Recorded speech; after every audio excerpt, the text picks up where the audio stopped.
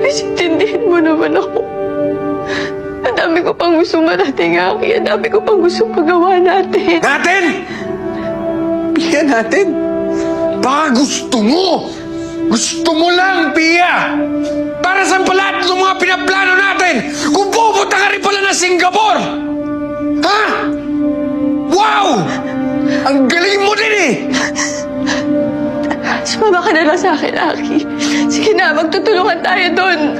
Ewan ko, bahala na. Anong gagawin ko doon? Wala akong trabaho doon! Akala mo ba ganun kadali, Pia? Ha?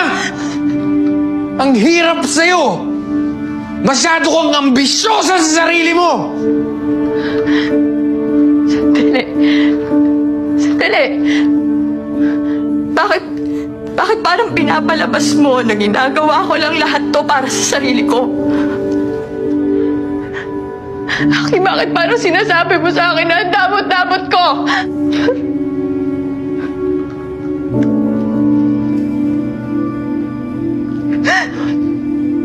Bisyosa ako? Ha, Aki? Pasensya ka na, ha? Kung ambisyosa ako at mataas ang pangarap ko. Kasi sino ba naman ako, di ba? Sa squatter lang naman ako lumaki. Ba't naman ako mangangarap ng magandang trabaho? Bakit ako mangangarap ng Singapore? Magandang buhay para sa nanay ko at sa kapatid ko. Para sa mga magiging anak ko. Sa magiging pamilya natin. Sorry, Aki, kung gusto ko na magandang buhay para sa atin. Kasi nakakapagod na maging mahirap lang. Nakakapagod na yung isang kahig, isang tuka, Aki. Nakakapagod na.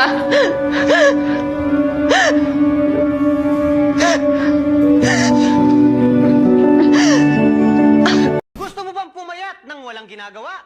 Ano kayo, siniswerte? Mamuhunan na para sa inyong sarili. Bumili na ng Maxi Slim.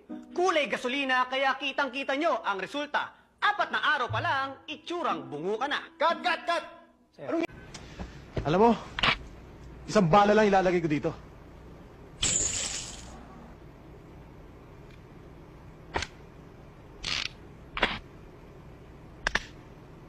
Isa lang ang bala nito. Pag minalas ka, haharap ka kay Satanas. Pag sinuwerte ka, sasagutin ko yung tanong mo.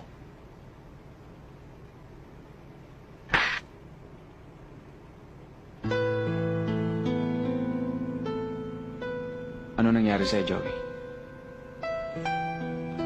Iniwan mo ako!